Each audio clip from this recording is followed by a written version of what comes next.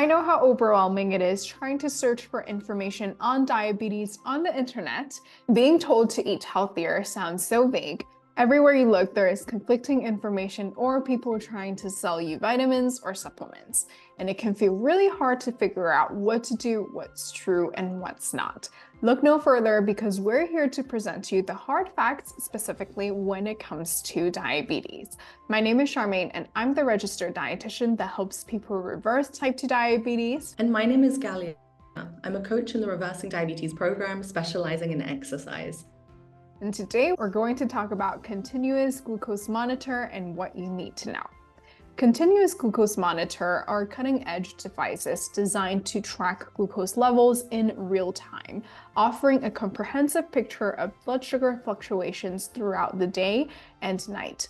Unlike traditional finger stick tests, which provides only intermittent snapshots, CGMs offer continuous data, providing valuable insights into trends and patterns that can inform treatment decisions. It is important to be aware of their benefits and limitations before committing to wearing one.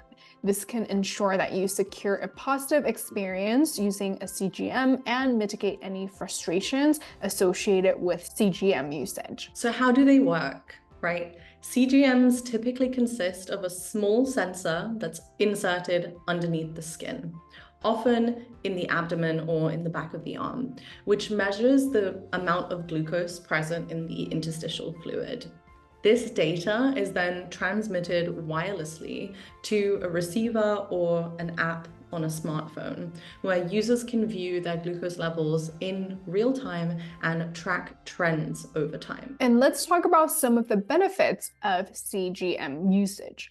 The first one is improved glycemic control. Several randomized controlled trials and observational studies have demonstrated the efficacy of CGM in improving glycemic controls in individuals with type 2 diabetes.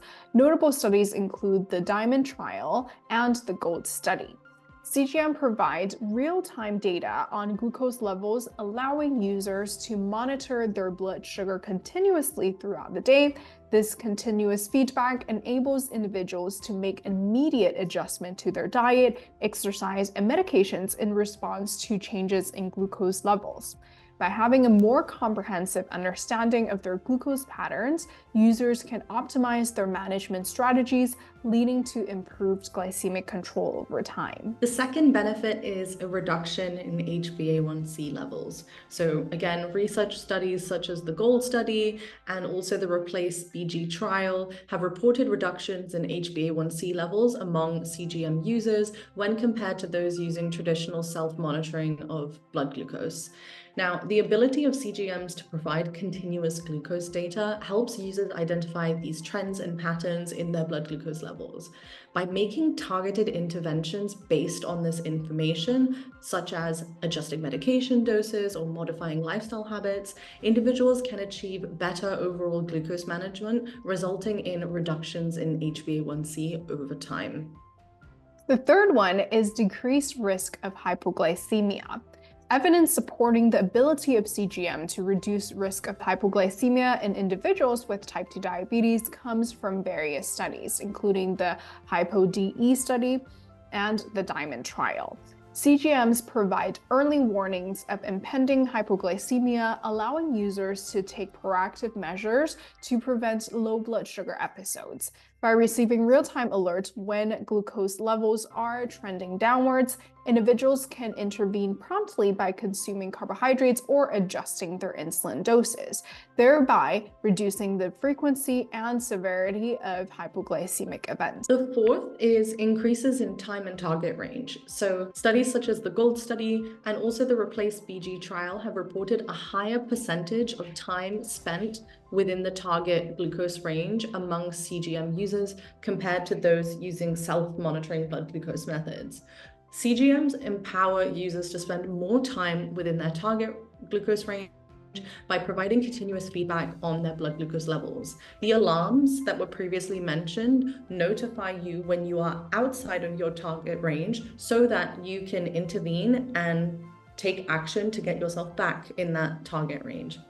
With this real-time information, individuals can proactively manage their glucose levels, making timely adjustments to their treatment regimen to keep their blood sugars within the desired range, thereby reducing the risk of both hyperglycemia and hypoglycemia. And the fifth one is enhanced quality of life. Research on the impact of CGM on quality of life in individuals with type 2 diabetes includes studies like the GOLD study and the Dominguez study, which have shown improvements in various aspects of quality of life.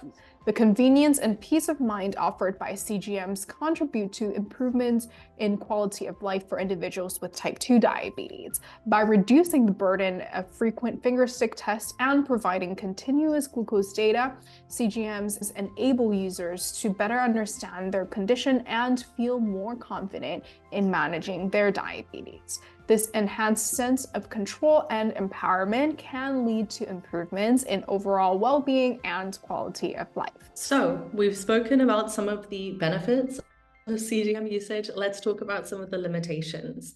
One of the biggest limitations of CGMs are issues in accuracy. So while CGMs provide valuable real-time data on glucose levels, accuracy can vary between devices and may also be affected by factors such as sensor calibration, insertion site, and user adherence to proper calibration procedures. Studies have reported discrepancies between CGM readings and laboratory reference values, particularly during periods of rapidly changing glucose levels or in certain physiological conditions.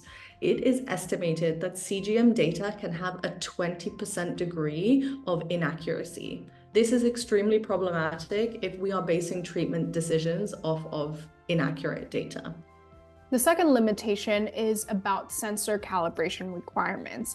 CGMs typically require regular calibration with traditional fingersticks tests to ensure accurate glucose readings.